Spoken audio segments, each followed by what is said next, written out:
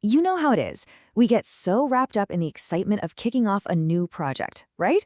But today, we're going to talk about the end. The project audit, the postmortem, the closure, whatever you want to call it. It's that final, absolutely critical phase that honestly, so many people just skip. And we're about to dive into why that is a massive, massive mistake. So get this. According to some pretty solid project management sources, nearly a third, 31% of all projects get shut down before they're even finished. That is a staggering amount of wasted time, money, and just pure human effort. So, what's going on here? It really makes you wonder, right? Why do so many projects just end on a bad note? Or worse, not really end at all? Well, the answer, more often than not, is all about how we fail to properly close things out. When we don't finish strong, we leave behind this mess that can seriously haunt an organization for years to come. And that brings me to what I call the project graveyard.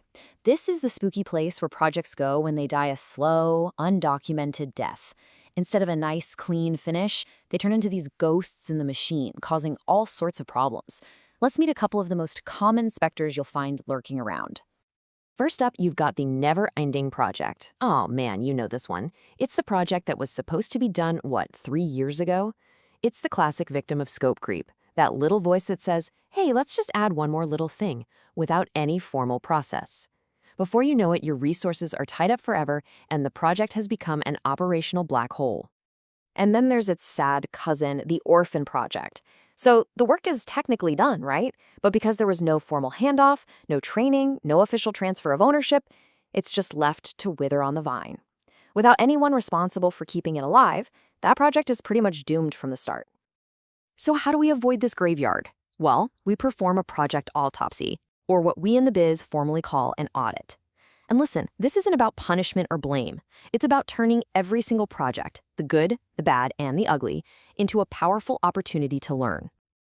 So what even is a project audit? Well, it's a deep dive, a review of every part of the project compared against the original plan.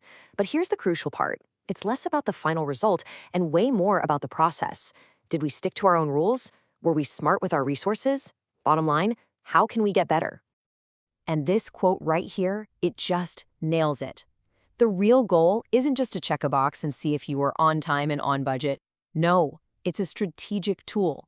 It's about asking, how do we improve? It's about figuring out what worked so we can do it again and what didn't so we can fix it for good. Okay, let's just clear the air, because this slide tackles the biggest myth out there about audits. People hear that word, audit, and they immediately think it's a witch hunt, that somebody's head is going to roll. But a proper audit is the exact opposite. It should be a sterile, unbiased review. It's not about pointing fingers, it's about learning and getting better as a whole team and as an organization. And you know, this brings up another really key point. Audits are not just for when things go down in flames. In fact, you can often learn even more from your big wins, but only if you take a second to figure out why you succeeded. Was it skill, or was it just plain old dumb luck? So you've really got 3 main flavors here. In-process audits are for those long, high-stakes projects where you need to course correct as you go. Audits on failed projects, well, that's the most common one for obvious reasons. But the successful project audit, that's the one that is so often overlooked, and it might just be the most valuable. Don't just high-five and move on. Figure out the magic recipe so you can use it again.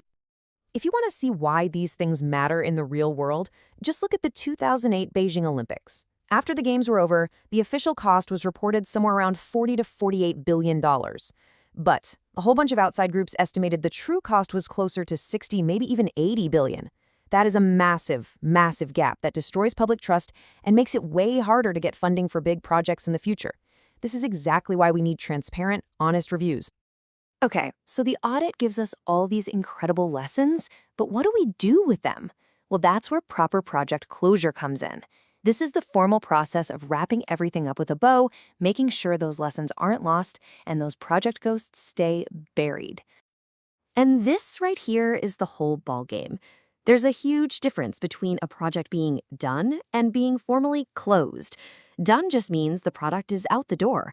Closed means all the paperwork is filed, the contracts are terminated, the lessons are archived, and everyone officially agrees it's over. Skipping these steps is exactly how organizations end up making the same expensive mistakes again and again. So, how do you actually do it right? Well, it really comes down to a pretty straightforward 7-step checklist. You have a formal handover with training, you terminate all the contracts, you pay all the bills, you review the lessons learned with your team, and you survey the client. Then you write up a final report, get the official sign off from all the stakeholders, and finally, you archive everything. It becomes this incredible historical resource for the next team. And when you put these two pieces together, the audit and the closure, you create this incredibly powerful cycle. It's basically an engine for continuous improvement that separates the really high-performing teams from, well, everyone else. Let's break it down. Audits are where you get the lessons. Closure is where you archive that knowledge so it doesn't just vanish into thin air. Put them together, and you have a system that guarantees your organization actually learns from experience, both the good and the bad. This stuff isn't just bureaucratic chores, you guys. This is a core strategic advantage.